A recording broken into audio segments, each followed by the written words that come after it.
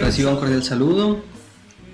Bienvenido una vez más a melegisrael.com. El tema de este video es día de reposo o domingo. Y lo que tenemos por delante entonces es examinar las diferentes doctrinas y lo que éstas enseñan respecto al día de reposo a la luz de los escritos sagrados y desde su contexto original hebreo. Para muchos, como siempre digo, esto será un repaso, pero para otros será como luz que llena sus habitaciones, ese templo que somos para la Ruach HaKodesh, para el Espíritu Santo.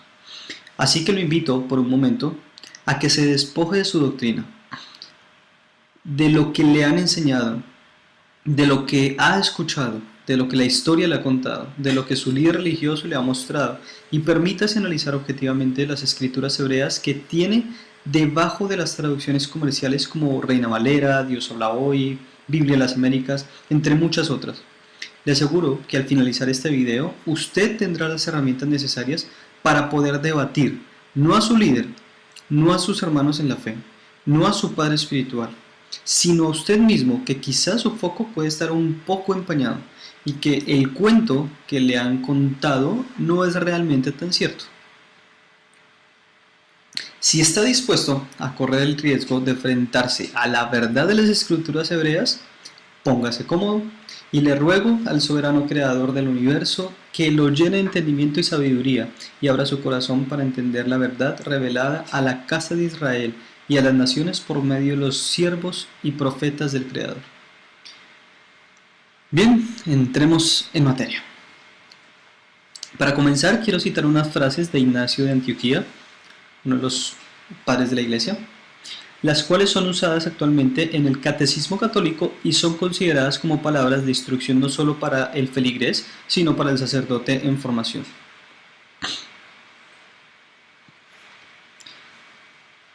Abro comillas. Los que vivían según el orden de cosas antiguo han pasado a la nueva esperanza, no observando ya el sábado, sino el día del Señor, en el que nuestra vida es bendecida por Él y por su muerte. Permítame y cito otro texto, en este caso de Justino. Don Justino, abro comillas. Nos reunimos todos el día del sol porque es el primer día, después del sábado judío, pero también el primer día, en que Dios, sacando la materia de las tinieblas, creó al mundo. Ese mismo día, Jesucristo nuestro Salvador resucitó de entre los muertos. Bien, siendo estos dos textos de diferentes autores y periodos, armonizan en su contenido expresando la fe cristiana católica con respecto al día de reposo. Pero permítame mostrarle algo que sé que cuando lo leyó le generó una pequeñísima pulsada en su interior. Note que los dos autores hacen una clara referencia al sábado judío, como lo llaman ellos. El primero afirma, no observando ya el sábado sino el día del Señor. Y el otro autor, Justino, cita, después del sábado judío. Aquí hay una clara referencia e invitación a hacer una distinción entre el domingo y el día de reposo que guardan los judíos. Bien, hay mucho que decir de estos dos textos, pero centrémonos en el nombre que le dan estos cleros al día domingo. Centrémonos en la expresión Día del Señor. Este término no solo es parte de la doctrina cristiana católica, también es compartido por la doctrina cristiana evangélica protestante, basados en un solo texto del mal llamado Nuevo Testamento, en el libro de Revelaciones o Apocalipsis, cuando un hebreo de nombre Yohanan, o más conocido como Juan, es escogido por el mismo Mashiach Yeshua para que por medio de un malaj, un ángel, reciba la revelación de lo que acontecería al final de esta edad presente. Revelaciones, Apocalipsis 1.10 dice, estando yo en el Espíritu, en el día del Señor, oí detrás de mí una gran voz como de trompeta. Es de este único texto de donde se ha enseñado que la expresión Día del Señor hace referencia al día de descanso.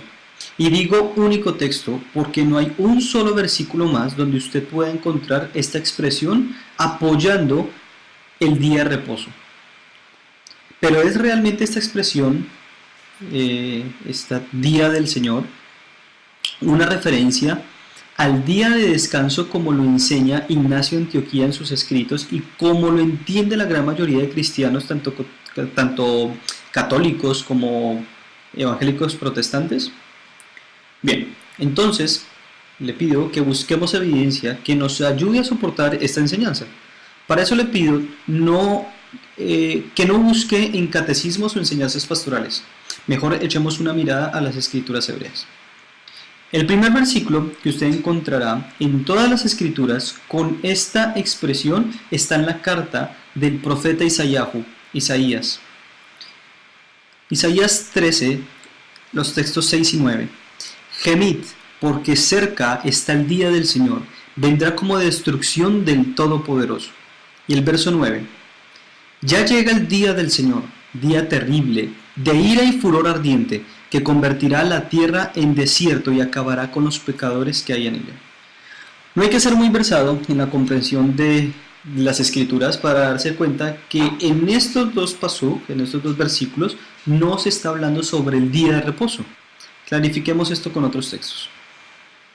Ezequiel 13:5.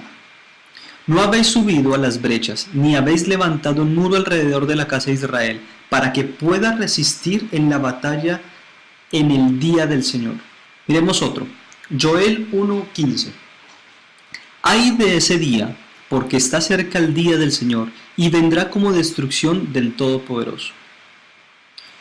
Miremos otro. Joel 2:1. El día terrible del Señor. Tocad trompeta en Sión y sonad alarma en mi santo monte. Tiemblen todos los habitantes de la tierra, porque viene el día del Señor, porque está cercano.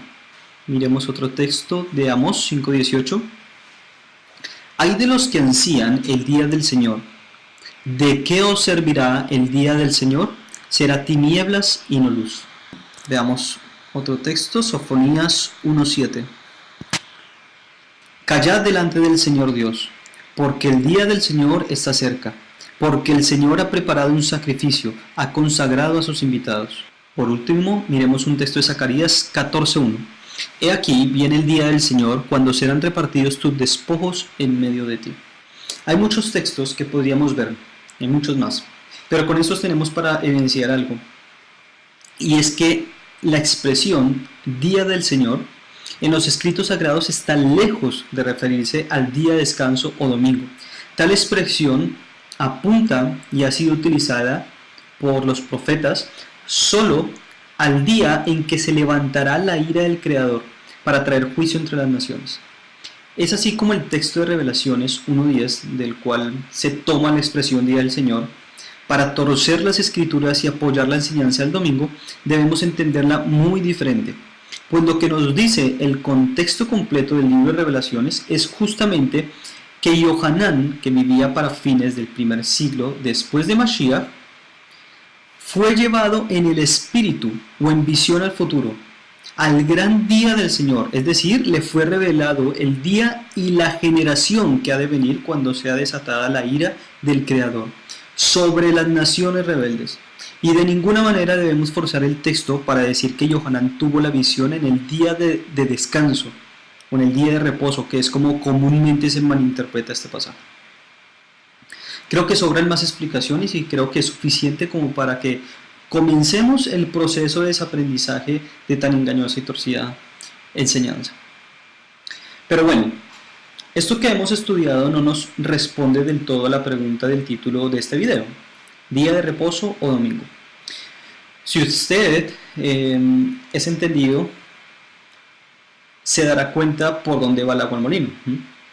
Quiero ser sincero, mi intención es mostrarle a la luz de las Escrituras que la enseñanza y doctrina que se ha levantado de guardar el domingo como día instituido por los apóstoles para ser guardado por los creyentes en Yeshua como el día de reposo, no solo es falsa y pretenciosa, sino que lleva al creyente sincero a perder las grandes promesas y riquezas que esconde el día consagrado por el Creador para quienes guardan su verdadero día de reposo. ¿Está dispuesto a continuar? Ánimo. Esto no se trata de qué doctrina sigo o cuál es mejor que la otra. Esto se trata de conocer la verdad. Y la promesa que tenemos es que la verdad nos hará libre. Así que Continuemos. La mayoría, si no todos los líderes que enseñan que el domingo es el día de reposo que debe guardar el creyente en Jesús, y digo Jesús por no siendo el nombre real de nuestro Santo Mashiach, sino que así le llaman, estos líderes soportan que su enseñanza, soportan esta enseñanza y esta doctrina en 3 versículos del mal llamado Nuevo Testamento. El primero, aunque eso no implica un orden de importancia o un orden cronológico, es el texto que previamente analizamos de Revelaciones 1:10, donde se habla del día del Señor. Y ya corroboramos, usted pudo ver bien que no dice que el domingo sea el día de descanso. Ese texto solo contiene la expresión día del Señor, pero tal expresión, como lo vimos, está lejos de referirse al día de reposo. Pero digamos, hipotéticamente hablando, que sí hace referencia al día de reposo. Si lo creyéramos así, tendríamos un inconveniente, un gran inconveniente, y es que a pesar de que ese texto lo utilicen los líderes para enseñar que es el domingo el día de reposo, en ese verso por ningún lado dice que sea el domingo. Es decir, la expresión día del Señor podría ser cualquier día de la semana. Es simple especulación y ganas de forzar ese texto para apoyar una falsa enseñanza. Espero hacerme entender. El segundo texto de las Escrituras utilizado para apoyar lo que yo considero como una suplantación del día de reposo es un texto de Hechos que encontramos en la carta de Hechos 27, Geburot 27. La Reina Valera Gómez del 95 lo cita así: y el primer día de la semana, reuniéndose los discípulos para partir el pan, Pablo les predicaba, y habiendo de partir al día siguiente, alargó su discurso hasta la medianoche. Este quizás es uno de los textos más populares para afirmar que es el domingo, el día de reposo. Pero bien, ese versículo tiene mucha tela que cortar. Veámoslo detenidamente. Lo que popularmente se ha enseñado tanto de la cristiandad católica como evangélica protestante es que en este pasaje tanto Pablo como los discípulos de Jesús adoptaron escoger el primer día de la semana como día de reposo, después de la resurrección del Mesías, apoyados en la creencia errónea de que Jesús resucitó justamente el primer día de la semana. De eso el Eterno permita y podamos hablar en otro video sobre eso. Conocido hoy ese día, conocido el primer día de la semana, conocido hoy día como domingo. En este pasaje se puede apreciar que los discípulos están compartiendo el pan, pero básicamente y como evidencia irrefutable citan estas doctrinas y estos líderes religiosos, es que en nuestras Biblias dice el primer día de la semana. Pero a continuación vamos a ver que esa evidencia es más que refutable. Para entender un poco el contexto, usted debe saber que bíblicamente está establecido que los días comienzan a la caída del sol, cuando salen las primeras estrellas en el firmamento, pues está escrito en Génesis, en el relato de la creación, en Bereshit, Génesis 1:5, y fue la tarde y la mañana del primer día. Fíjese bien en esa expresión que utilizan los textos sagrados. Y fue la tarde y la mañana del primer día. No dice y fue la mañana o la madrugada y la tarde o la noche del primer día. Es así que el actual Estado de Israel guarda esta forma de contar los días, pues es claro para los sabios judíos que desde tiempos antiguos y contrario al calendario greco-romano, el calendario bíblico se marca con la luna y no con el sol. Entonces, el Shabbat, que es el nombre original hebreo que el Eterno le dio al séptimo día de la creación, comienza para nosotros cuando cae la noche de lo que conocemos como viernes y termina cuando cae la noche del sábado. En este orden de ideas, el primer día de la semana comienza al anochecer del sábado, que es cuando culmina el Shabbat. Permítame explicarle esto con un gráfico. Así es como comúnmente tenemos nuestros días y marcamos nuestros días basados en el calendario greco-romano. Por ejemplo, eso es un simple ejemplo. El día domingo comienza a las 12 a.m. De la madrugada, entra la mañana, llegamos a la mitad del día, 12 del mediodía, entra la tarde, pasamos por las 6 pm y finaliza a las 11:59 pm y a las 12:00 comienza el día lunes. Así es como entendemos como en Occidente y basados en el calendario greco-romano entendemos los días. Pero bíblicamente esto es diferente, porque bíblicamente el Eterno determinó que se contara la tarde como el comienzo del día. Y en eso están basadas todas las fiestas bíblicas, por ejemplo. Es así como el día bíblico, realmente, el lunes, que para nosotros en Occidente comienza a las 12 a.m., una vez finaliza el domingo, el día bíblico realmente, el lunes, estaría comenzando a las 6 p.m. de lo que todavía es el domingo. Espero hacerme entender. Es así como, transcurrido este tiempo, desde las 6 p.m. del día domingo al atardecer, cuando ya se está volviendo de noche y comenzamos a ver las primeras estrellas en el firmamento, oficialmente en tiempos antiguos salían varios testigos y oficialmente declaraban que comenzaba el siguiente día. Es así entonces que el día lunes bíblicamente comienza el día anterior al atardecer y finaliza a las 6 p.m. del siguiente día. Espero hacerme entender y que el gráfico sea claro. Bien, el Shabbat bíblico desde tiempos antiguos y hasta el día de hoy va acompañado de una liturgia especial que omitiremos en este video, pero que vale la pena que usted pueda indagar en ella.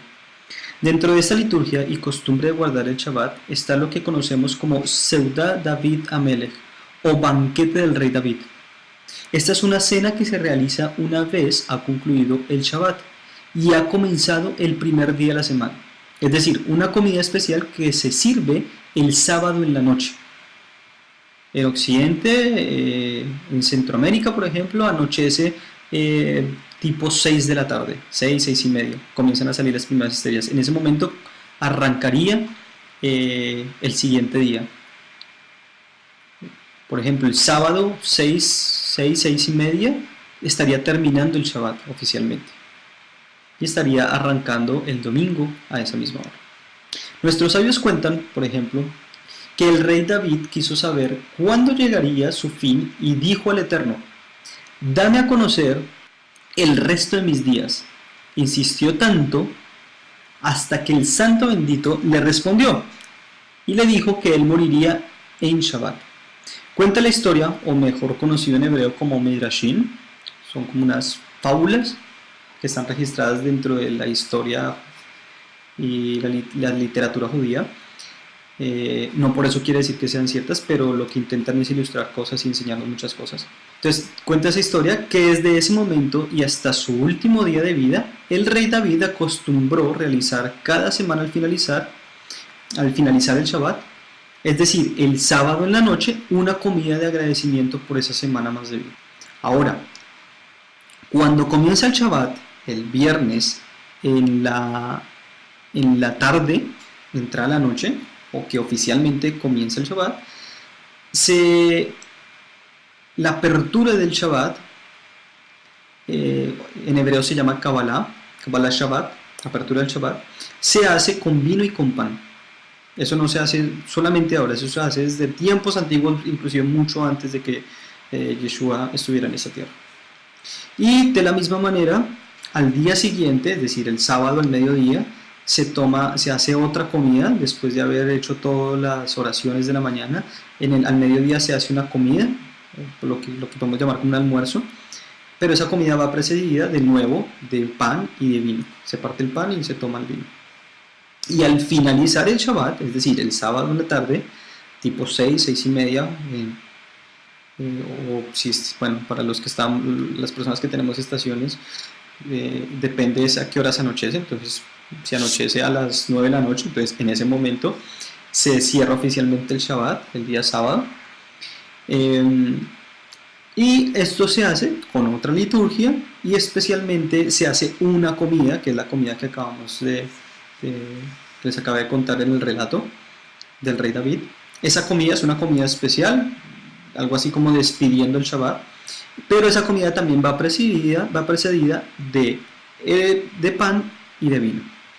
Teniendo todo esto en mente, teniendo este contexto hebreo en mente, volvamos entonces a leer el pasaje de Hechos 27. Y el primer día de la semana, reuniéndose los discípulos para partir el pan, Pablo les predicaba y habiendo de partir al día siguiente alargó su discurso hasta la medianoche. Es evidente que esa cena que se cita en este texto fue de noche, pues dice que Rab Shaul, o Pablo de Tarso, como se conoce popularmente, se extendió hasta medianoche, es decir, hasta la madrugada. Es decir, que una vez culminó el Shabbat, al caer la noche del sábado, se dispusieron a comer, a realizar la acostumbrada cena, Seudat David Amelech, como se dice en hebreo, o la cena del banquete del rey David. Como se acostumbraba a partir el pan, como es costumbre desde hace cientos de años, y Rab Shaul estuvo enseñando a los presentes con los que estaba compartiendo esa cena, les estuvo enseñando hasta entrar a la madrugada, es decir, hasta la madrugada del domingo. Otro punto a resaltar de este versículo es la manipulación de los textos griegos, pues en el griego por ninguna parte dice la palabra discípulos. Allí se menciona una pluralidad de personas, pero no discípulos. Vea cómo lo traduce la Biblia de las Américas.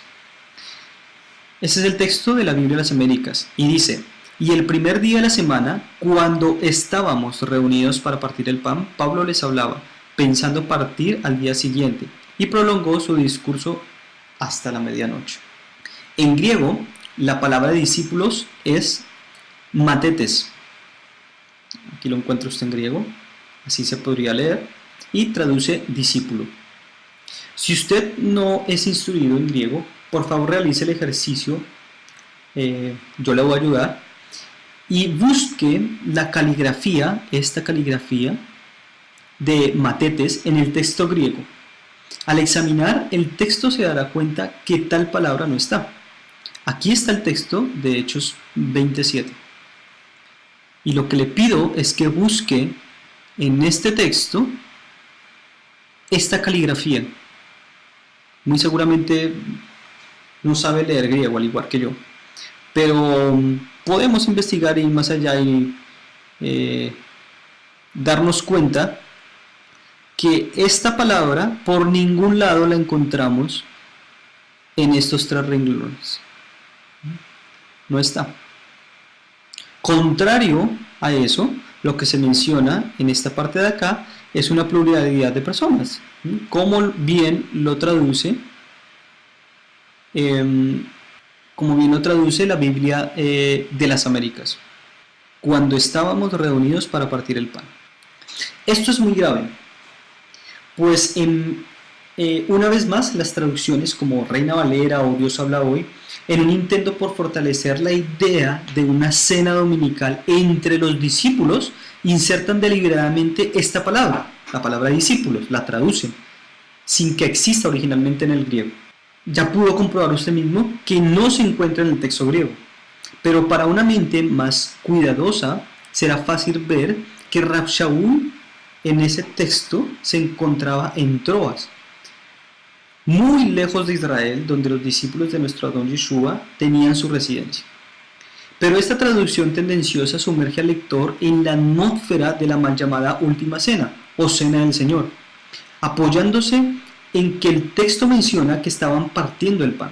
Pero fíjese usted que en el versículo 6, es decir, el versículo anterior de Hechos 20, se menciona que ya había pasado los días de panes sin levadura y la Pascua, que es cuando realmente debemos recordar lo que nuestro Mashiach nos indicó que hiciéramos una vez partiéramos el pan de Pesaj, el pan pascual.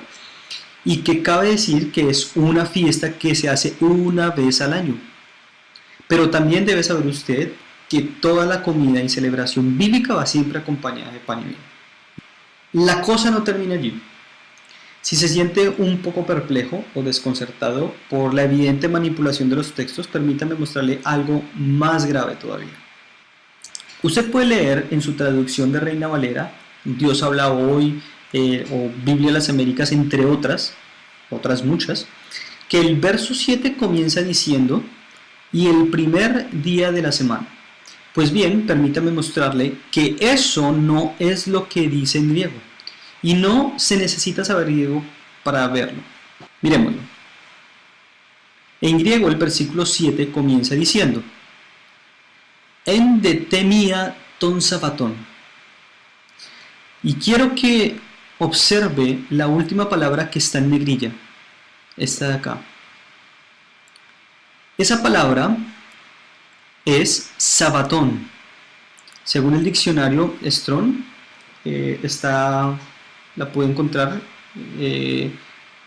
con la nomenclatura G4521, quiere decir sábado, o puede traducirse como sábado.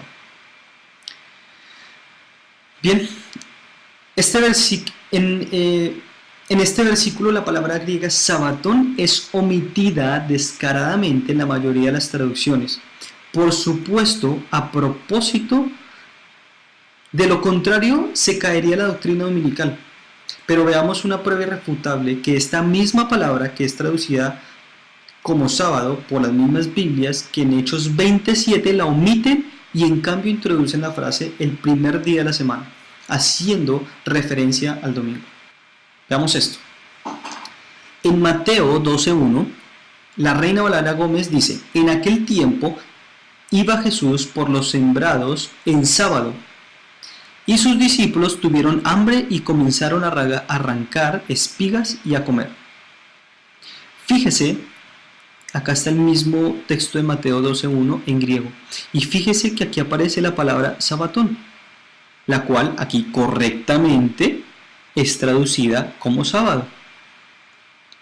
Y entonces, ¿por qué los traductores de la Reina Valera deliberadamente deciden traducir aquí efectivamente la palabra sábado, como la encontramos en el griego, pero en el texto de Hechos 20, donde también se encuentra, acá en griego, fíjese, en detemia ton sabatón, así arranca ese versículo, no la traducen, por ningún lado encuentra usted sábado acá, sino que ellos ponen y el primer día de la semana. Es curioso. Este no es el único caso, hay muchos más, pero con esto se evidencia lastimosamente que quienes han realizado las traducciones de las Biblias que hoy tenemos en nuestras manos han hecho un trabajo riguroso al introducir sus propias doctrinas, valiéndose de nuestra ignorancia y del poder de manipulación que como eruditos tienen. Surge la pregunta de por qué en unos textos la palabra griega sabatón se traduce como sábado y en otros textos como primer día de la semana. Creo que en este punto del video usted ya tiene algunas herramientas para responder esta pregunta.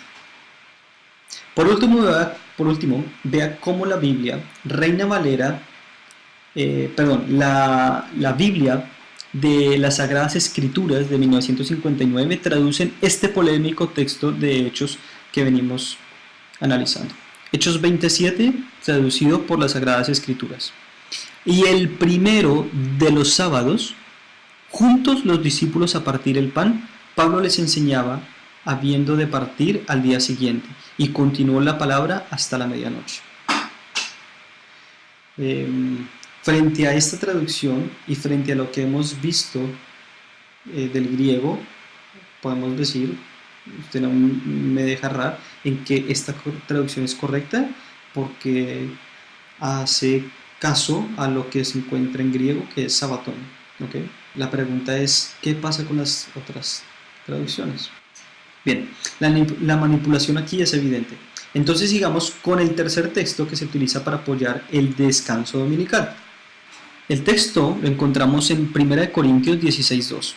La Reina Valera del 2010 lo cita así: cada primer día de la semana, cada uno de vosotros ponga aparte algo, atesorándolo conforme Dios le haya prosperado, para que cuando yo llegue no se recoja entonces ofrendas. De este pasaje comúnmente se aprende que el primer día de la semana, o el domingo, no solo es el día de reposo que guardan los nuevos creyentes de Jesús después de su resurrección, sino que fue instituido como día para recolectar las ofrendas del Señor. Ayúdeme a analizarlo y se dará cuenta que ni es lo uno ni es lo otro. Comencemos con algo que vimos en el versículo de Hechos, que pudimos aprender en el versículo de Hechos 27. Y que de nuevo, lamentablemente, se repite aquí en 1 Corintios 16:2, que comienza con la frase cada primer día de la semana. Bien, lo invito a que realicemos el ejercicio de revisar el texto griego y vea con sus propios ojos lo que este dice. 1 Corintios 16:2, Reina Valera dice: cada primer día de la semana, cada uno de vosotros ponga aparte algo, atesorándolo conforme Dios le haya prosperado, para que cuando yo llegue no se recojan entonces ofrendas. Pero fíjese, como ya lo aprendimos, no necesita saber griego, pero fíjese que en el griego, si usted tiene acceso en su casa a una Biblia griego-español o en internet, usted puede corroborar esto que estoy poniendo acá. Usted se va a dar cuenta que dice kata mia sabato. Aquí de nuevo aparece la palabra sabato, sábado, que en la traducción de Reina Valera no ponen sábado, sino ponen cada primer día de la semana. Bien, de nuevo los grandes eruditos nos han jugado una mala jugada. Fíjese que en el griego encontramos de nuevo la palabra griega Shabbatón, que estuvimos revisando anteriormente y que al igual que en muchos otros textos la han omitido deliberadamente y en su lugar han puesto algo que no está en el griego, como en este caso las palabras primer día de la semana. Vea cómo este mismo texto está traducido por la Biblia de las Sagradas Escrituras que analizamos hace un rato. Las Sagradas Escrituras del 59 cita este texto de la siguiente manera: cada primer sábado, cada uno de vosotros aparte en su casa, guardando lo que por la bondad de Dios pudiere, para que cuando yo llegue no se hagan entonces colectas. Aquí en sombra tengo el texto de la Reina Valera, donde dice cada primer día de la semana, y en las Sagradas Escrituras lo traducen conforme está en el griego, cada primer sábado. Se estará preguntando usted por qué ha pasado esto. Muy seguramente se estará diciendo a sí mismo que eso no es posible, o que debe haber una explicación lógica desde el punto de vista de su doctrina que le permita entender este aparente error. Pues bien, con todo respeto, permítame decirle que no es un error. Esa clase de traducciones obedece al hecho histórico de los llamados padres de la Iglesia de no escatimar esfuerzos, ya desde los primeros siglos, al querer separar el nuevo evangelio que ellos adoptaron en manos de la Iglesia romana del evangelio original, de la Mesorá original de los primeros discípulos de Mashiach, que fueron en su etapa primaria 100% hebreos, y que al transcurrir de los años y para la década de los 40 y los 50 fue llevado a los no hebreos de las naciones de entonces en manos de Rab Shaul o Pablo de Tarso. Vea este comentario expresado en el Concilio Papal del siglo XI, que evidencia la eventual separación, incluso admitiendo que originalmente la costumbre era guardar el Shabbat o el sábado. Abro comillas. Recuerden todos los cristianos que el séptimo día fue consagrado por Dios y aceptado y observado no solo por los judíos, sino también por todos los que querían adorar a Dios. No obstante, nosotros, los cristianos, hemos cambiado el sábado de ellos en el día del Señor, domingo. Declaración del primer concilio del primer concilio papal, siglo XI. Es una declaración dura, es una declaración defraudante, pero la realidad es eso, históricamente es la realidad. Lo invito a que investigue mucho más sobre los concilios, el concilio de Nicea, cuando Constantino prohíbe que todo habitante del Imperio Romano celebra el mismo día, guarde el mismo día de reposo que guardan, en palabras de él, los sucios judíos. Y desde ahí, desde ese momento del siglo III, se comienza a hacer una separación entre los creyentes cristianos, lo digo entre comillas, y entre los judíos. Bien, es bueno entonces que usted amplíe este punto, pero ahora retornemos a nuestro texto de 1 Corintios 16:2. Vimos que en griego este texto versa muy diferente, pero veamos cómo sería una traducción más correcta, la cual armoniza con el contexto y el pensamiento hebreo bíblico. El versículo 2 de 1 Corintios 16 comienza con la palabra katá. Katá. Esta palabra, según el diccionario Strong, tiene varios significados y es una preposición y se puede traducir como entre, referente a tiempo o lugar, después, de acuerdo a, hasta o de tal manera. Esas son las posibles traducciones que tiene el primer versículo del capítulo 16. La siguiente palabra es mian y puede traducirse como uno, primero o otro. Y la siguiente palabra que encontramos en el griego de este versículo es sabató, que según el diccionario Strong, viene del hebreo Shabbat y que en castellano hace alusión al sábado. Se traduce, no se traduce, pero hace referencia al sábado. Con estas palabras claras, el texto que estudiamos debería entenderse de la siguiente manera. 1 Corintios 16:2. Después del primer sábado, podría ser una opción, o después del sábado 1, o después del sábado primero. Quizás la más correcta por redacción podría ser la primera. Después del primer sábado, cada uno de vosotros guarde algo en su casa, atesorando en proporción a como esté prosperando, para que cuando yo llegue no haya entonces que levantar ofrendas. Entonces podemos ver que lo que realmente dice en griego está muy distante de lo que leemos y entendemos en nuestras pésimas traducciones. Ahora, con los textos puestos en su correspondiente orden, podemos ver algo de luz. Permítame explicarle algo para que entiendan a lo que me refiero.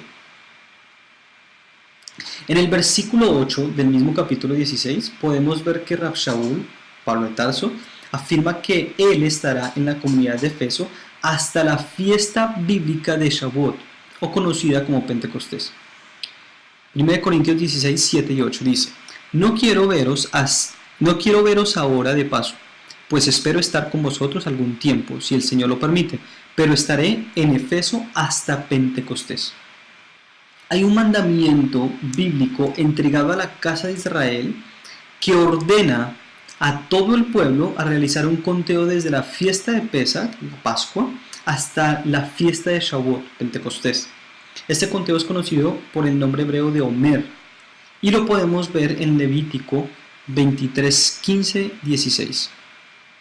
Dice de la siguiente manera: Contaréis 7 semanas cumplidas desde el día que sigue al sábado, desde el día en que ofreciste la gavilla de la ofrenda mecida, hasta el día siguiente al séptimo sábado. Contaréis 50 días. Entonces ofreceréis el nuevo grano al Eterno. Fíjense que allí se ordena hacer el conteo de 7 semanas y la forma de seguir el conteo es llevando la cuenta desde el primer Shabbat hasta el séptimo, para así contabilizar un total de 50 días. Teniendo esto en mente, entonces podemos comprender en el versículo 2 del capítulo 16 que venimos estudiando que Rab Shaul a lo que se está refiriendo es a que se haga una colecta después del primer Shabbat del conteo de los 7 que se estipulan en el mandamiento de Levítico. Ese es el contexto real de lo que allí está pasando, lejos de forzar indiscriminadamente el texto para dar a entender que allí Pablo está estableciendo la ofrenda dominical. Ahora, centrémonos en la colecta que se menciona allí. ¿Qué tipo de colecta es esta? Según los padres de la Iglesia romana, la colecta obedece a una directriz de parte de Pablo para establecer, según ellos, la ofrenda dominical, que debe ser guardada a partir de ese momento en todo el imperio cristiano y hasta el día de hoy. Pero de nuevo, su afán de separarse de Israel y de todo lo que huela a los hebreos los lleva a inventar doctrinas que obedecen solo a sus intereses y contradiciendo la verdad de los escritos sagrados. Vea de qué se trata la colecta. En el versículo 1 del mismo capítulo 26 dice lo siguiente: en cuanto a la ofrenda para los santos, haced vosotros también de la manera que ordené en las iglesias de Galicia. Para este momento en que escribía Rab Shaul se había desatado una hambruna terrible que ya unos profetas hebreos habían advertido en toda la región, incluyendo la tierra de Israel. En Hechos 11, 27, 30 dice lo siguiente: en aquellos días unos profetas descendieron de Jerusalén a Antioquía, y levantándose uno de ellos, llamado Agabo, daba a entender por el Espíritu que vendría una gran hambre en toda la tierra habitada, la cual sobrevino en tiempo de Claudio. Entonces los discípulos, cada uno conforme a lo que tenía, determinaron enviar un socorro a los hermanos que habitaban en Judea, lo cual en efecto hicieron, enviándolo a los ancianos por mano de Bernabé y Saulo, o Pablo, o realmente Rab Shaul. Si comprendió bien, entonces, la colecta no era una institución de la ofrenda dominical. Esta colecta era realmente un paquete de ayuda que se había propuesto entregar todos los creyentes gentiles para auxiliar a sus hermanos judíos de Israel, como lo expresa claramente el verso 9 que acabamos de leer. Perdón, el verso 29. Determinaron enviar un socorro a los hermanos que habitaban en Judea. Pero este pasaje no es la única evidencia de lo que estoy diciendo. Fíjese bien que en el primer versículo de 1 Corintios 16 que estamos analizando, Rab Shaul dice que hagan también ellos conforme lo ordenó en Galicia. Es decir, que no era la primera vez que Rab Shaul decía esto de la colecta. Es más, ya vimos una carta diferente a la de los Hechos, a la carta de Hechos, donde se muestra el esfuerzo que estaban haciendo los hermanos no judíos para ayudar a sus hermanos judíos en Israel.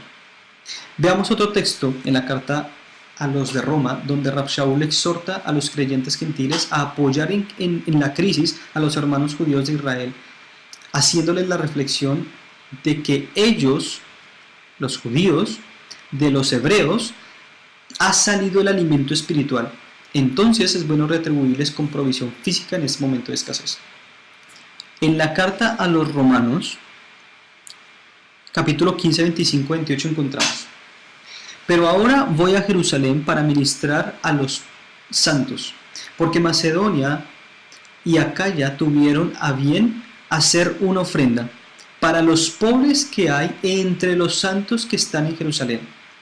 Les pareció bueno hacerla, ya que son deudores a ellos, porque si los gentiles han sido hechos partícipes de sus bienes espirituales, deben también ellos, los gentiles, ayudarlos con los bienes materiales. Así que cuando haya concluido esto y les haya entregado esta ofrenda, pasaré entre vosotros rumbo a España. En conclusión, el texto de 1 Corintios 26:2, que se suele presentar como evidencia del reposo dominical, no es más que una evidente manipulación y forzada interpretación de los líderes religiosos que enseñan tal doctrina. La realidad, como usted la pudo ver, es otra. Pudimos juntos descubrir la gran riqueza que esconde las Escrituras, pero estas solo pueden salir a la luz siempre y cuando cambiemos nuestros lentes grecorromanos por unos lentes hebreos. Recuerde que las escrituras que usted tiene en su casa no son filosofía griega o escritos romanos. Realmente lo que usted tiene en sus manos son unos escritos que el eterno Rey, soberano y creador del universo, encomendó a los profetas y emisarios hebreos. Y tanto las ideas y conceptos allí consignados no pueden entenderse de otra manera diferente a como las vivían y entendían los hebreos que recibieron esta gran misión. El pacto renovado, o mal llamado Nuevo Testamento, son cartas escritas por hebreos para otros hebreos, y otras, como las de Rab Shaul, fueron escritas por hebreos, en el caso de Rab Shaul, que era un hebreo, para gentiles.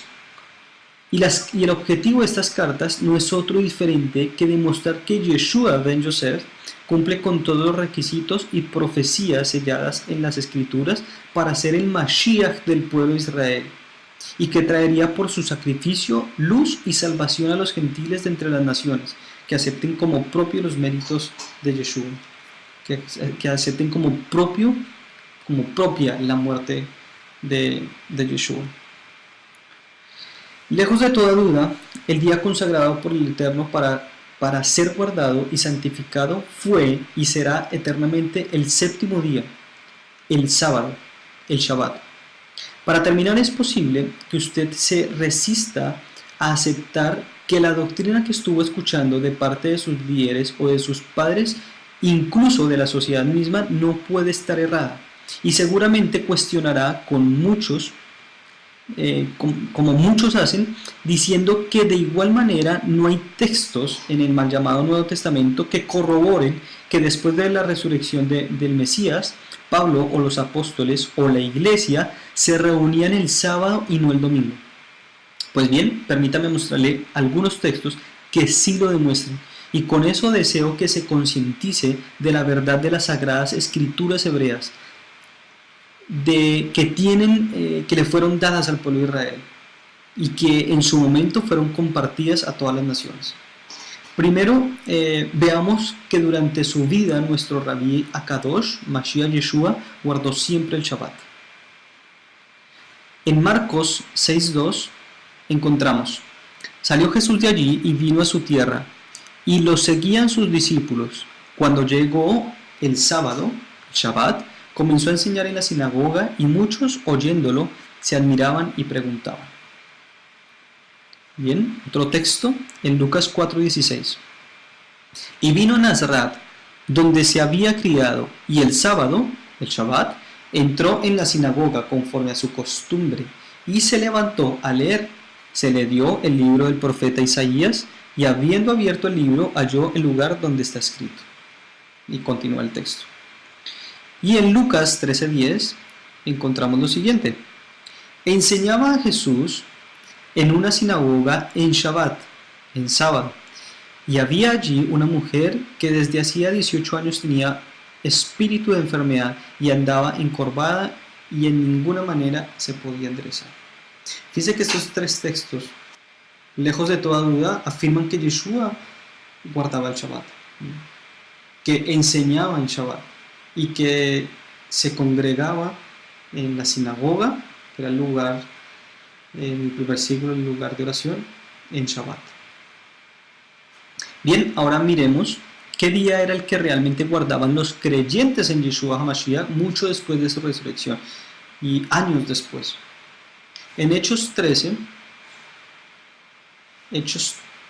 13 al 15, encontramos: habiendo zarpado de Pafos, Pablo y sus compañeros llegaron a Perge de Panfilia, pero Juan, apartándose de ellos, volvió a Jerusalén. Ellos, pasando de Perge, llegaron a Antioquía de Pisidia, y entraron en la sinagoga un Shabbat, y se sentaron. Después de la lectura de la Torá y de los profetas, los altos dignatarios de la sinagoga mandaron a decirles. Bueno, y continúa el texto. Primera evidencia de que Pablo se congregaba era en Shabbat y no en domingo. En Hechos, en el mismo capítulo, en el 13, en los versículos 42 y 43 dice: cuando salieron ellos de la sinagoga de los judíos, los gentiles les rogaron que el siguiente Shabbat les hablaran de estas cosas. Y despedida la congregación, muchos de los judíos y de los prosélitos piadosos siguieron a Pablo y a Bernabé, quienes hablándoles les persuadían a que perseveraran en la gracia de Dios. El siguiente Shabbat se juntó casi toda la ciudad para oír la palabra de Dios. Este texto es clave porque nos muestra, muchos debaten que frente a no poder negar estos textos, dicen que no, que realmente sí, el Shabbat era guardado, pero por los creyentes judíos, por los creyentes en Yeshua, pero los judíos. Y este texto despeja toda duda de que no solamente eran los judíos, sino también los gentiles, porque para la década de los 40, los 50, las sinagogas, las congregaciones de creyentes judíos comenzaron a tener afluencia de gentiles y comenzaron a volverse congregaciones mixtas, que es todo lo que usted va a poder entender a raíz lo que se explica en el libro de Hechos, en el capítulo 15, cuando ellos comienzan ya lo que se conoce como el primer concilio de Jerusalén, donde los líderes del movimiento que instauró Yeshua comienzan a debatir qué hacer con tanto gentil que estaba aceptando la fe y la creencia en el Dios de Israel. Bien, miremos otro texto, Hechos 15, 21. Porque Moshe, desde tiempos antiguos, tiene en cada ciudad quien lo predique en las sinagogas, donde es leído cada Shabbat. Miremos otro texto, Hechos 17:2. Pasando por Anfípolis y Apolonia, llegaron a Tesalónica, donde había una sinagoga de los judíos. Pablo, como acostumbraba, fue a ellos y por 3 Shabbat discutió con ellos, declarando y exponiendo por medio de las escrituras que era necesario que el Mashiach padeciera y resucitara de los muertos. Miremos este otro texto, Hechos 18:3-4. Y como era del mismo oficio, se quedó con ellos y trabajaban juntos, pues el oficio de ellos era hacer tiendas, y discutía en la sinagoga todos los Shabbat, y persuadía a los Yehudim, a los judíos y a los griegos. Fíjese que en las sinagogas Pablo fue el emisario encargado de ir a llevar la palabra del evangelio, la Mesorá de Mashiach, a los gentiles. Él fue el que recibió lo que llama la Gran Comisión. Y donde él fundaba, cuando él llegaba a Roma, cuando llegaba a los diferentes países de la región, instauraba un cuerpo de judíos que administraran las sinagogas. Si era que habían judíos allí, ellos se encargaban de administrar las sinagogas, porque ellos tenían también, como tenían el conocimiento de la Torá, que era hebrea, de las escrituras, que póngase a pensar usted que en el primer siglo, para los tiempos de Pablo, no existía el Nuevo Testamento. Es decir, cuando Pablo habla de las escrituras, está haciendo esa alusión al Antiguo Testamento. El Nuevo Testamento todavía no existía. Los judíos eran los que estaban en la capacidad de poder despejar cualquier duda a los gentiles que comenzaban a juntarse al movimiento. Entonces Pablo iba fundando, iba de región en región, de país en país, de ciudad en ciudad, abriendo sinagogas. Y si en esa ciudad donde iba habían judíos, ellos quedaban como a la administración, al cargo, para poder explicar a los gentiles todo lo concerniente a las escrituras hebreas, porque eran eso, escrituras hebreas. Y la gran misión de Pablo fue justamente eso. Y no hubo problema durante la vida de Pablo. Pero una vez que Rab Shaul muere, una vez que Pablo muere, y años después, las comunidades, las sinagogas judías, las sinagogas de creyentes en Yeshua como Mashiach, se comenzaron a llenar más de gentiles que de judíos, que de hebreos. Y comenzó a primar fue la opinión del gentil.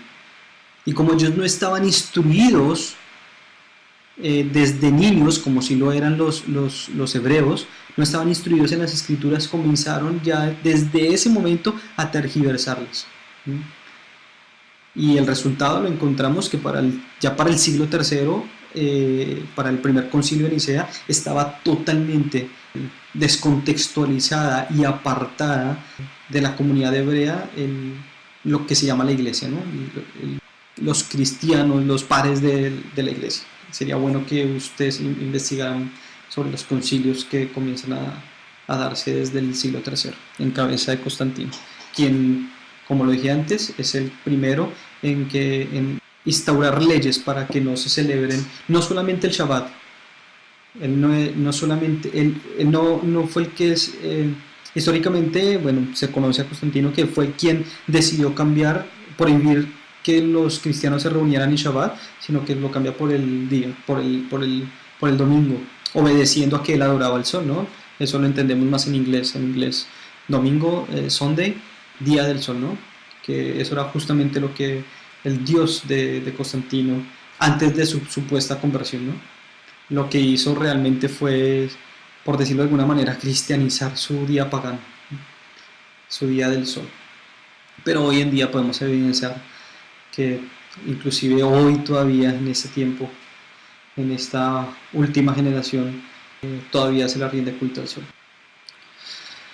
Creo que hay suficiente evidencia como para que comencemos a reevaluar nuestra manera de ver las escrituras. Lo invito a que se esfuerce, escudriñe e investigue el trasfondo hebreo de las escrituras y le aseguro que verá cosas mucho más grandes que las que hemos visto en este video. Que el Todopoderoso lo llene de Ruach HaKodesh y lo impregne de sabiduría, discernimiento y entendimiento. Que el Eterno lo bendiga y lo guarde. Y recuerde, la verdad nos hará libres. Bendiciones.